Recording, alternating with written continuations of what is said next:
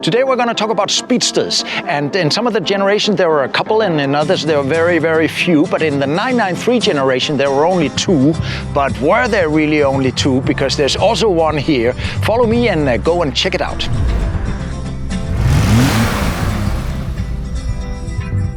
Hey car friends, welcome back to the show. I'm here today to do an intro to the week's film about Porsche Speedsters. And of course, you Porsche guys know that in the 911 range, the Speedster is highly inspired by Max Hoffman's brainchild and masterpiece, the 1954 Porsche 356 Speedster, which back then was an attempt of making a price cheap, light, accessible 356 Cabriolet for the American market. But the Speedster thing with the low windscreen and the two seats and these other little features traveled on and became like a special within the 911 range. And in 911 context, the first big Speedster boom was in 1989 with the G model. They did the 2013, that's a very odd number, but that's what they did. Speedsters based on the 3.2 231 horsepower G50 89 G model car. And the thing was, it had a lower windscreen, it had a very rudimentary, almost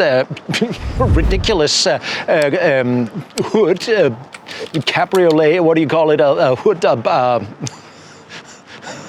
cover, and then it very significantly had this double bubble carbon fiber cover, eliminating the rear seats and turning it into a two-seat Speedster. That was a huge success, and these cars are traded at high values today. Then came the 964.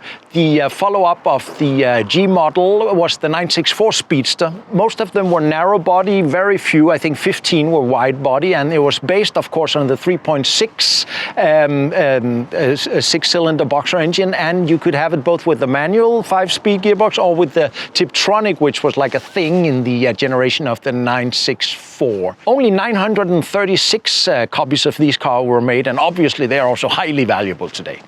Then, in 993, Porsche was struggling, no money, and certainly no money for luxuries, so only two 993s were made as an attempt at continuing the range, but funds were failing, and it never really happened, and one of them is almost here today in this story, but let's get back to that. 996, same story, no money in Porsche company to make extravaganza, so no 996 Speedsters. In 2011, on the 997 range, they launched 356, of course an homage to the original Speedster, and those are in very high demand today. And then the 991 also, of course, has its Speedsters. In the 991 configuration, 1948 Speedsters were made with the very highly coveted 4.0 engine, or the dream engine. If you ever get a chance to drive the 4.0, people just call it the 4.0. It's like really a collector's thing. And that was the 991 Speedster. And the rhythm is that these Speedsters often come as like the last hooray of the range. And of course now we're all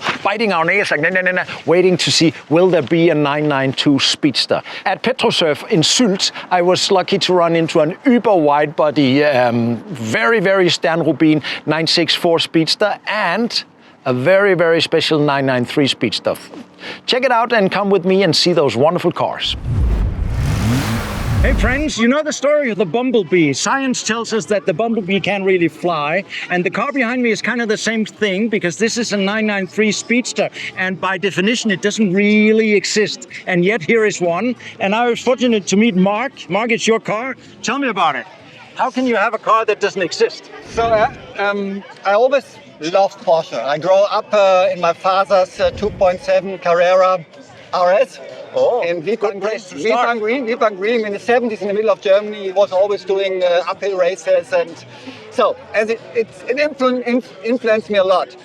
And then I bought my first car. It was a 304 Peugeot Spider, it get called, designed by Pininfarina. The reason why I bought it is the small one, not the big one, because the screen was that low. Almost like a Speedster, because I couldn't afford the 356 Speedster back in the days. Who could? So my first car. And then I bought my first Porsche more than 20 years ago. It has been a 964 Speedster in black. Yeah.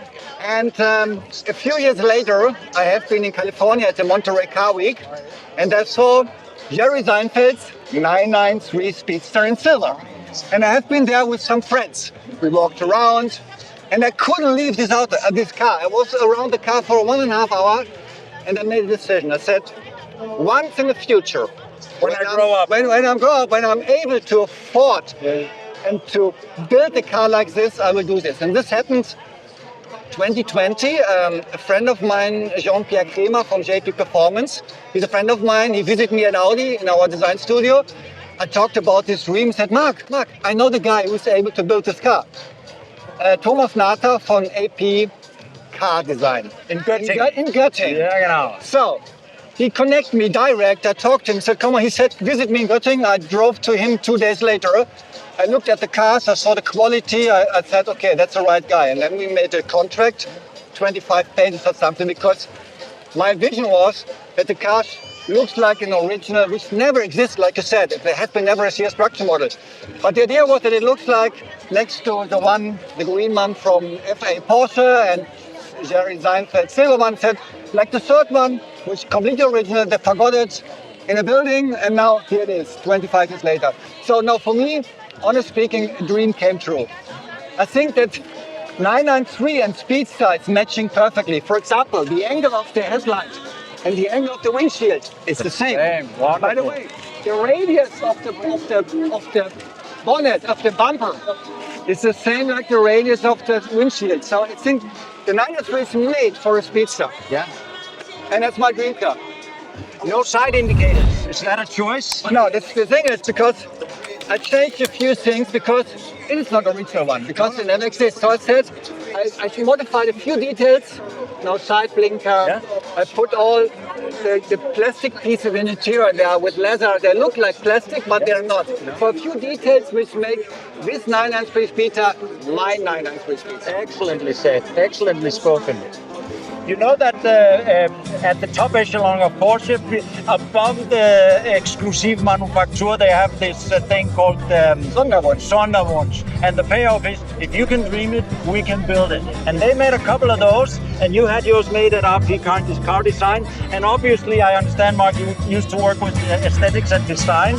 So this becomes a manifestation of your set of rules for a car. And it's matching perfectly too, because I still have the 964 Speedster. They have the same color concept, and I love these two cars. Let's not speak about money, but you go to AP Car Design in Göttingen, you bring a donor car, you find some 993, they source the car. He had already a 993 convertible. He had all the pieces, like the windshield, like the seats and all the things. The interesting thing is, he built it up from scratch. And use more or less original new pieces. So it's not like it's a 993 car, but it's a new car. A new car from 97. It's unbelievable. And it drives like a new car. New old stock. Wonderful.